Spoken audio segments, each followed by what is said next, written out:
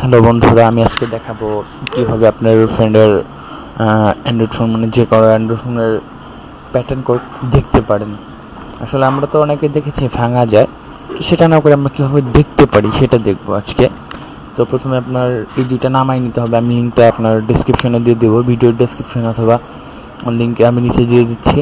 প্রথমে আপনি এক্সট্রেট করবেন এই ফাইলটাকে, ড্রাইভারল এক্সট্রেট করার পরে আপনাকে প্রথমে ড্রাইভার ইনস্টল করতে হবে। ইনস্টলিংয়ের নিয়ম হচ্ছে মাই কম্পিউটারের এটাতে যাবেন। ওটাতে যাওয়ার পরে আপনাকে ডিভাইস ম্যানেজার সিলেক্ট করবেন।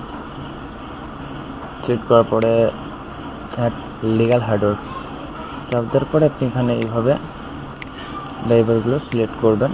যেমন ধরেন এখানে আমার তারপরে desktop driver all Android driver Win7 C80 এটা সিলেক্ট করে এমন করার পর ওকে করার পর নেক্সট দিয়ে সিলেক্ট করবেন। তারপরে এরকম সবগুলো করতে হবে। তারপরে ব্যাক দেওয়ার পরে আপনি ক্ষেত্রে গেটজার CDC এটা আপনি এভাবে ইনস্টল করে নেবেন, যেমন দেখাইলাম।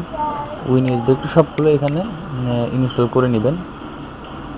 এইভাবে ইনস্টল সবগুলো করে নেওয়ার পরে আপনার প্রথমে আপনাকে আমার ড্রাইভারগুলো ইনস্টল করার জন্য দেখাইলাম, আর আপনাকে দেখাই দিচ্ছি কীভাবে ইনস্টল করে নিতে আপনি করে নেবেন। তো তারপর আপনাকে এটা এক্সট্রেট করতে হবে।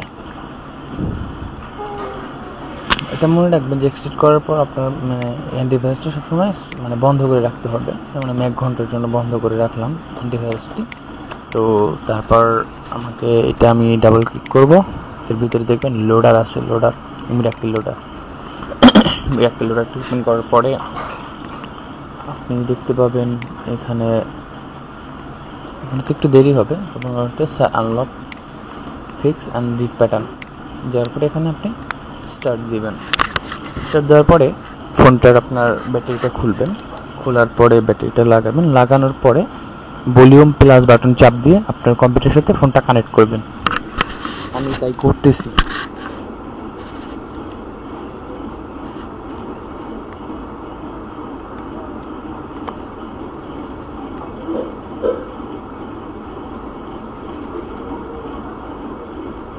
নন প্যাটার্ন ডাটা আমার মোবাইলে প্যাটার্নটা দেওয়া নেই, সেই জন্য আমাকে নন প্যাটার্ন ডাটা দেখাচ্ছে।